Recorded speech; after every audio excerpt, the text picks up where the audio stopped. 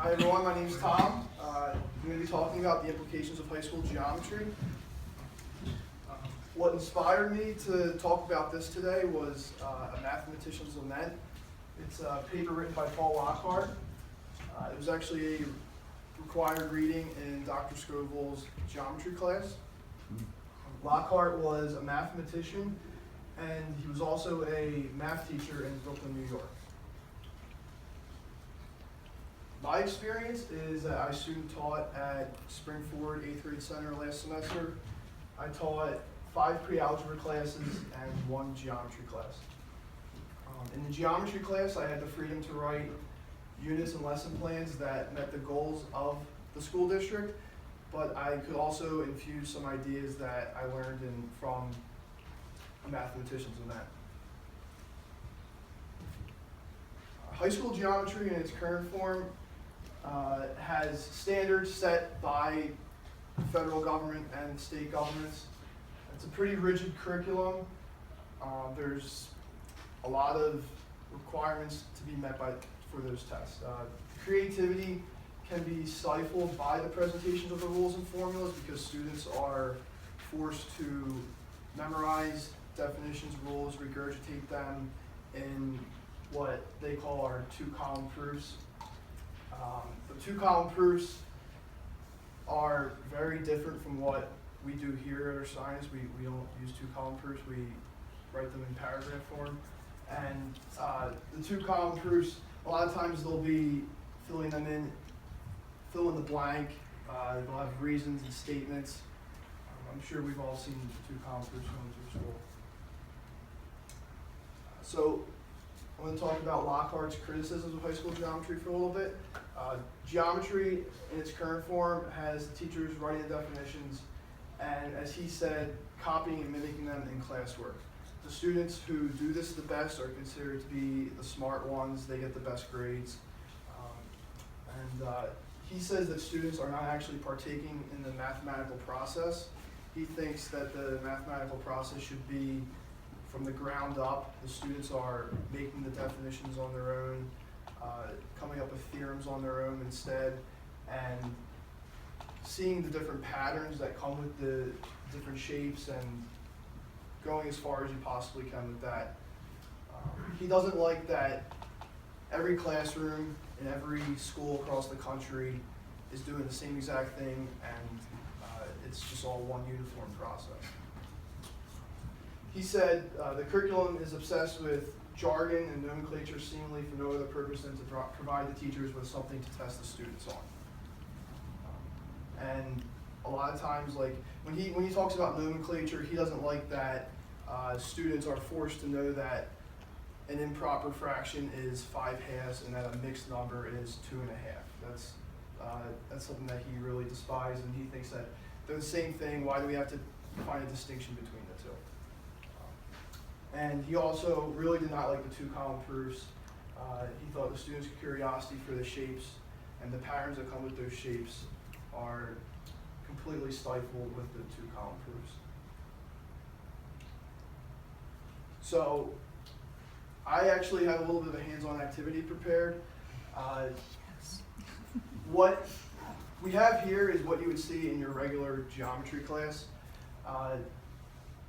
What some of these definitions are is corresponding angles postulate, alternate interior angles theorem, alternate exterior angles theorem, and consecutive interior angles theorem. I'm not going to read through all these definitions. It's pretty bland, and the picture up there, a lot of the times the students will be asked to draw the picture down and write the definitions down, and the teacher will tell them the corresponding angles postulate would apply to angles 4 and 8 because they're the corresponding angles.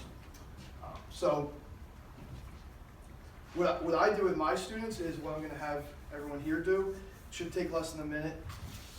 I'm going to pass out some paper and protractors.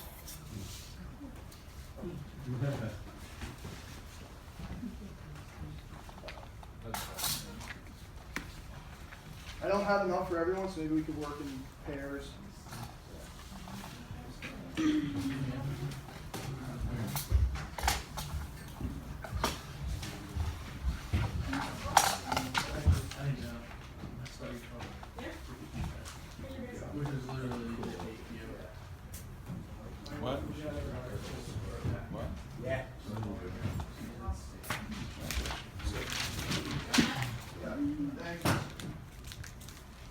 Observe class. So what I told my students to do was take out paper, draw 2 parallel lines, and have a transversal cut them. Ideally not at a perpendicular angle, maybe at any angle of your choice.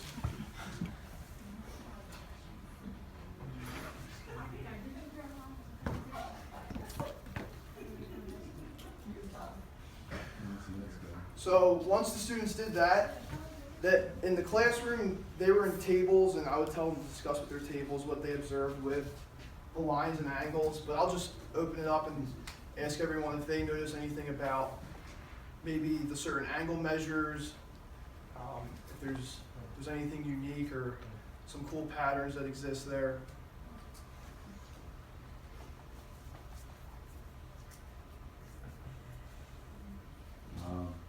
Corresponding angles look like they are the same. They're the same? The same. Yeah, they have the same angle measure, okay.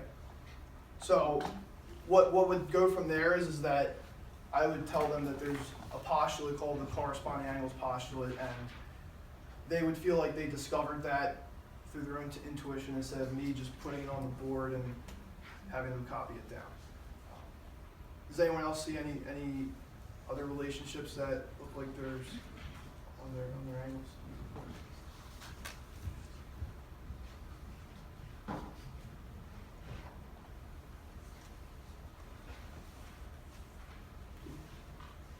Jacob? Looks like the angles, these angles look like they're the same. Yeah, they're the alternate exterior angles, and the school's definition would be the alternate exterior angles theorem.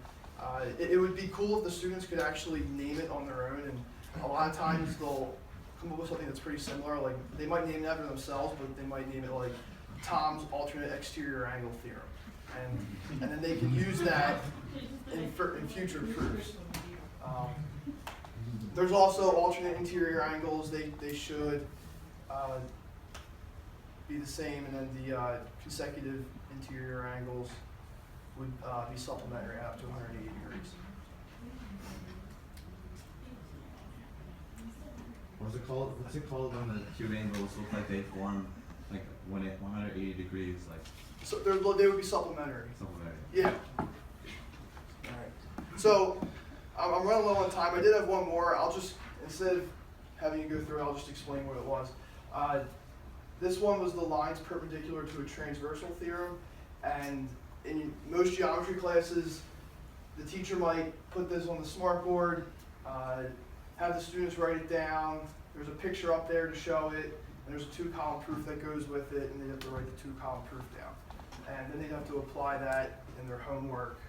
And instead, what I tried to do was pretty similar to what we just did there. Everyone would draw 2 lines that are perpendicular to the same line, have them talk about it, and hopefully they come to the realization that those 2 lines are actually parallel. And in an ideal setting, they could name it on their own and do things with it that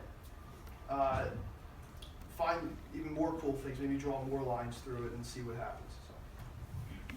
So in conclusion, I want to just talk about the positives and negatives of approaching math like this. Some positives will be students will be able to have the freedom in math to be creative and do whatever they want. Students will be able to strengthen their logical thinking skills by discovering new patterns and ideas and backing up their ideas with logical thinking. Students will be much more motivated. A lot of people don't like to just sit there and listen, and they'd rather be hands-on and play around with it and see what's going on with that. Some negatives are time is a problem in our current system. I realized that right away. I couldn't go all the way to what Lockhart would have wanted. I had to kind of meet him halfway. And students could stray away from the standards set forth by the state if it was, Lockhart wanted it to be like an art class where the students could just do whatever they want. If it were like that, they wouldn't stick to the standards. If a teacher saw that the students were going away from the standards, it had to redirect them back to focusing on what is being on the test. If we wanted to have a system like Lockhart's, it would have to be a change from the top down, from the standards and from the government, and a big philosophy change about how we should approach math. So, yeah, that's about it. Thank you.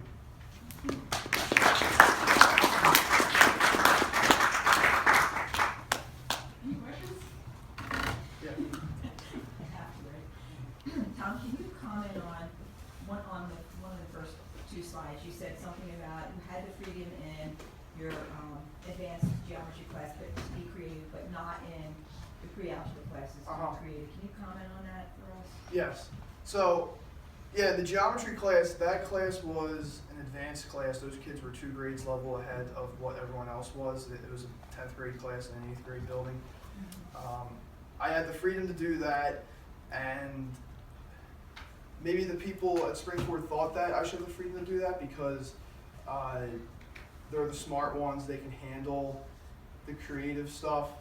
And in the co-taught pre-algebra classes, half of my students in those classes had IEPs. A lot of them came from special ed, and in my opinion, I wasn't able to be creative. And in my opinion, that is detrimental to them. They're the ones that probably need it the most. I had to teach with like worksheets, and basically what I was criticizing, that's the way I kind of had to teach.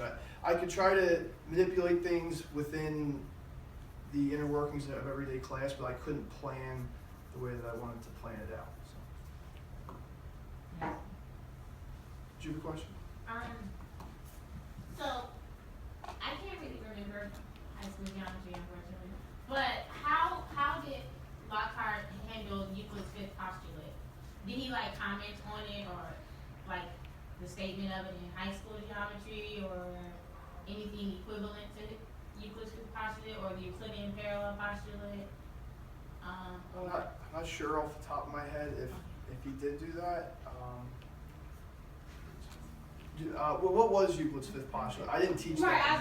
so it's if you have well, I'll give you the Euclidean parallel postulate, but if you have a line and there's a point not on the line, there's going to be a unique line that's parallel to the given line that goes to your point. Yes. So yeah, so you can kind of draw the picture. Start with 2 parallel lines. Yeah, I actually did teach that, but they didn't call it Euclid's fifth postulate. Yeah, I tried to teach it like with an inquiry-based type way too, and have the students see that and have them draw it out on their own. So I'm not sure what Lockhart's opinion was on it though. Yeah. I was just curious, like if they kind of explicitly stated to the students, because they're giving the students the other names of theorems